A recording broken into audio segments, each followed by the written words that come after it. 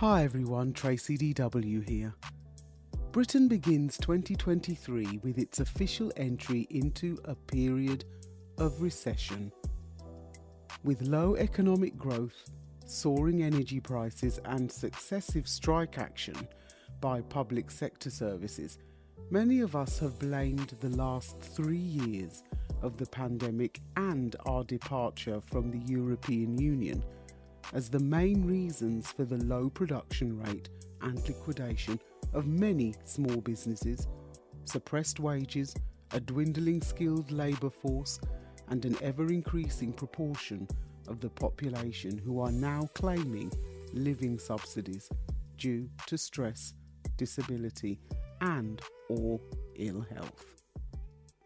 It seems as if both COVID and Brexit have acted as a full stop to punctuate the narrative of economic progress and prosperity for the world's fifth largest economy, reducing its pace from a full gallop to a slow and ambling trot.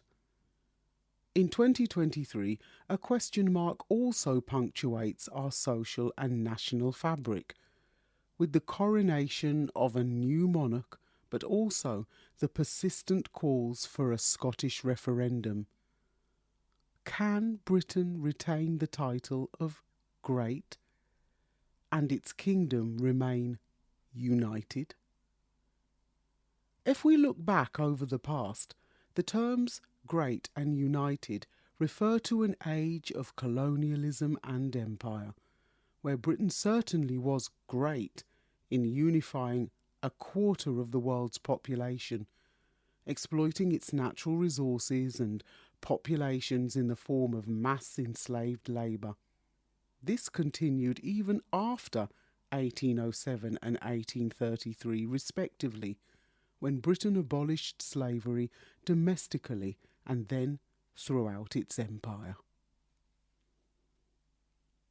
The wealth from colonialism created a new political class in British society, who retained their wealth through landed estates, stately homes, titles and political positions and alliances.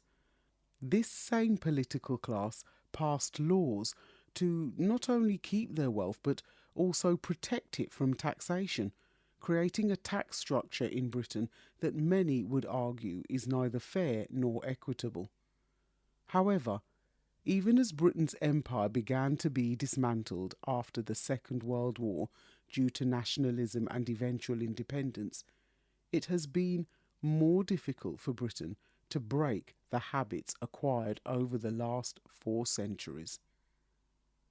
Did COVID and Brexit rob Britain of its future economic growth? Are these 2 events solely to blame?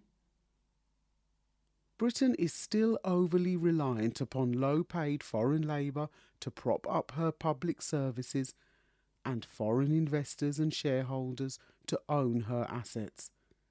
Surely the issue is that from 1833, nearly 2 centuries later in 2023, we find ourselves in a country that may have remembered that it no longer has an empire, but its economy is still structured, organised and regulated as if it still has one.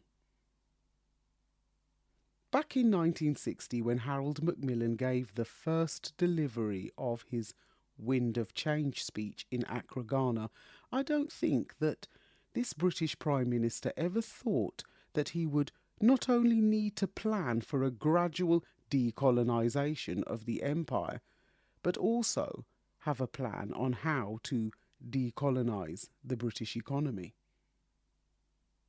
But before we arrive at the year 1960, what was happening across the colonies? In 1938, the Bustamante's Independent Union and the People's National Party were formed in Jamaica, and in 1939 the Second Royal Commission on the West Indies was held, but due to World War II, its report was not to come out until 5 years later, with a new constitution and universal suffrage for the island, established just before the end of the war.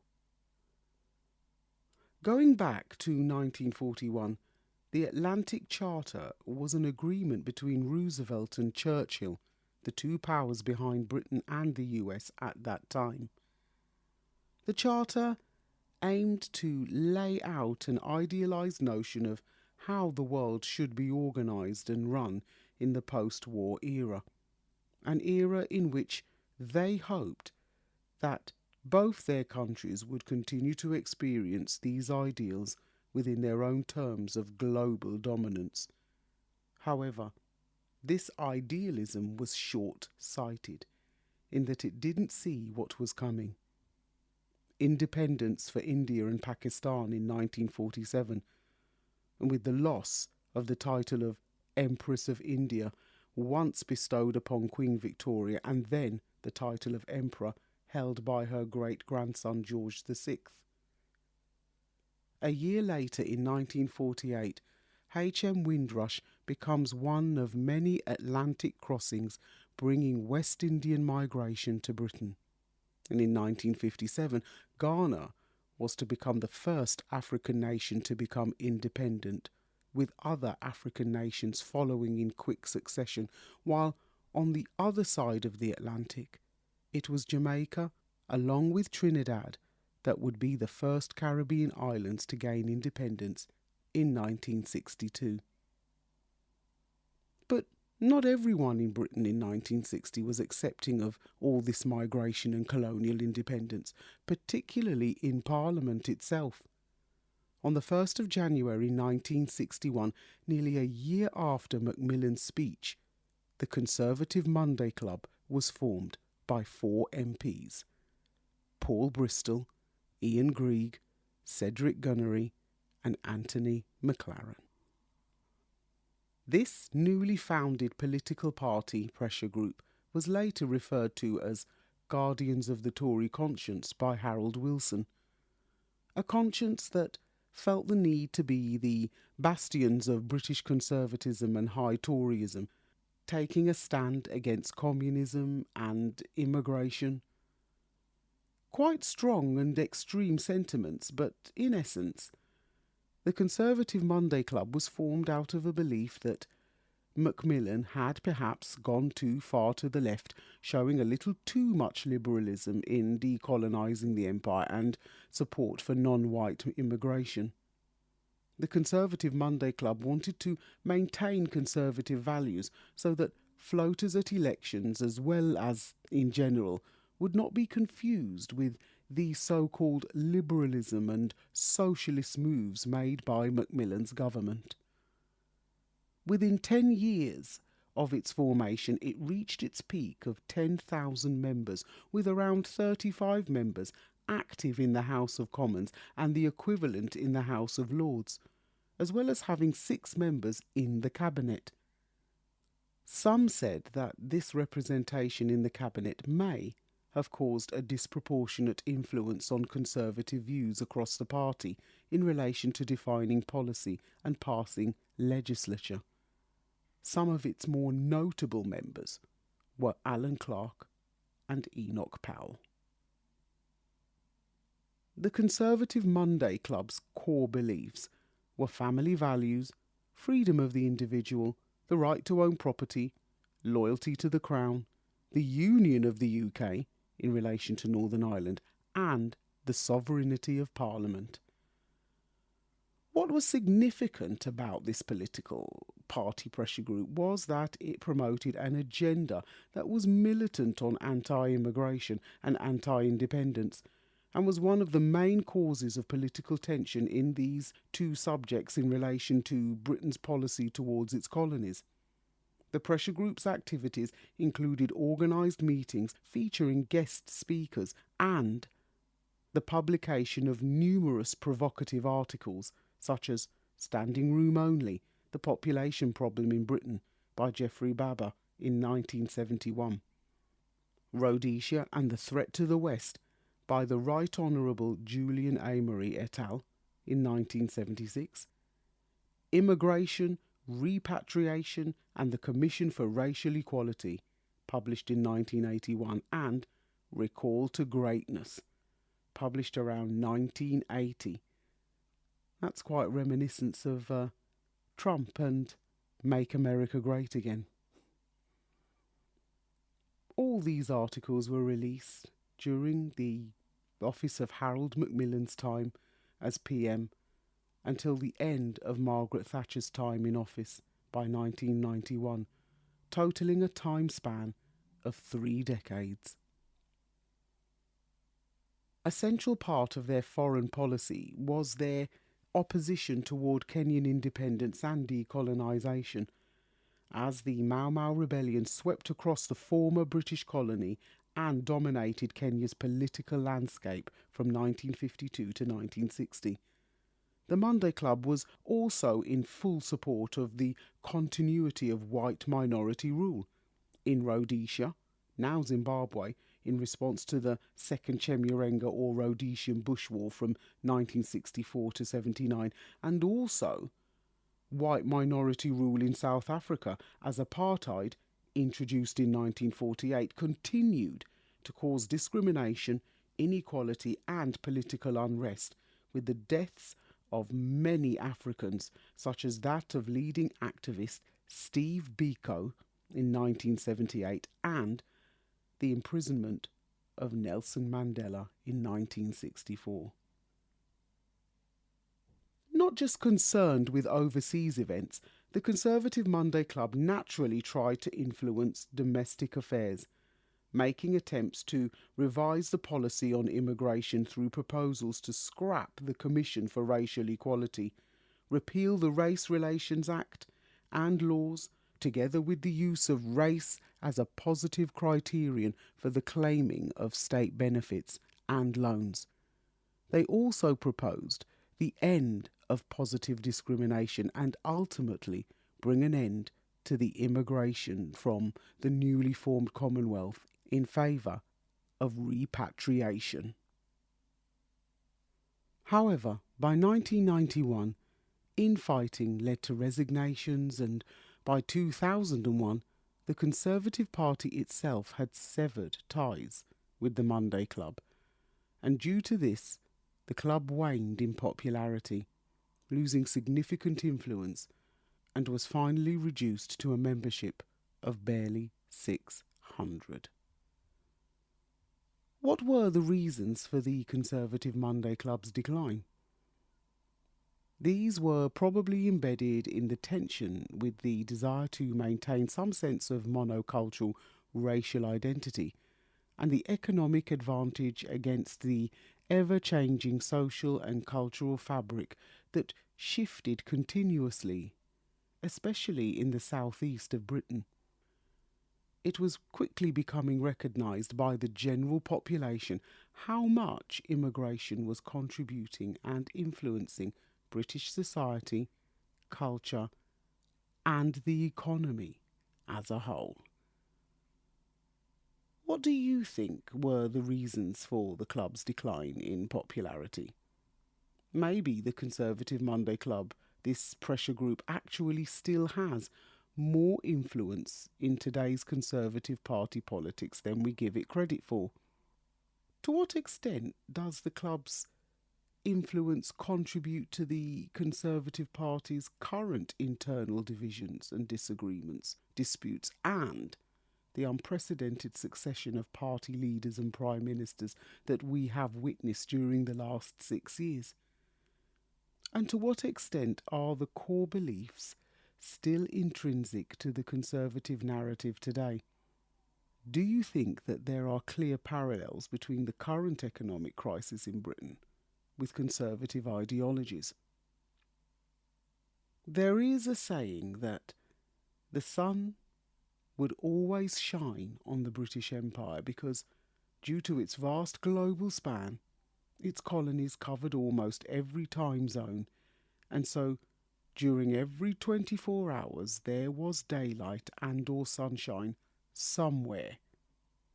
However, with an increasing number of former colonies contemplating becoming republics following decolonisation, the sun has well and truly set, and as conservative ideologies become increasingly out of step with the needs of the country, should Britain focus on not only accepting that the sun has set on its empire, but also accept the need to reset its own economy?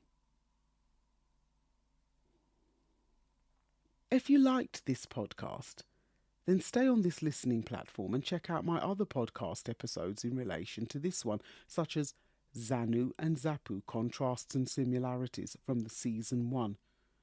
Long to Reign Over Us, the main act from the second season, and the first part of Parliament and Empire from the current season. And don't forget what I call the heart and soul of the Stories to be Told movement. My stories, or poetic narratives: Caribbean Wind, Caribbean Rush, Nights at the Round Table, the Berlin Conference 1884, and Gone with the Wind, Macmillan's Speech for Change. They're all available on the website in both Kindle and paperback formats.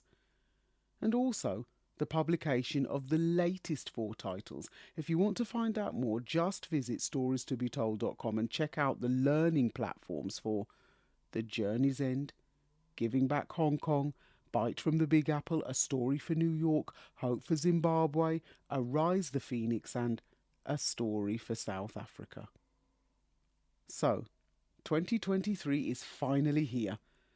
If you visited the promotions page on the website recently, you'll notice the monthly giveaways that we have for this year.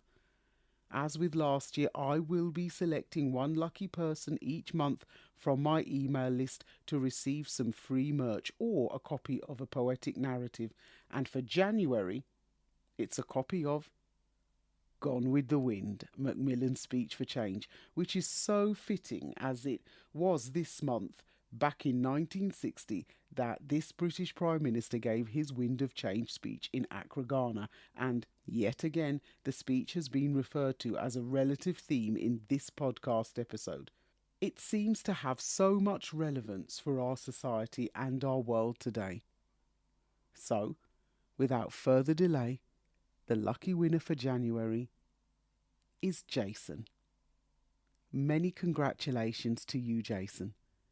Your free copy of Gone with the Wind, Macmillan's Speech for Change is on its way to you. Now, if you're not part of the email list, what are you waiting for?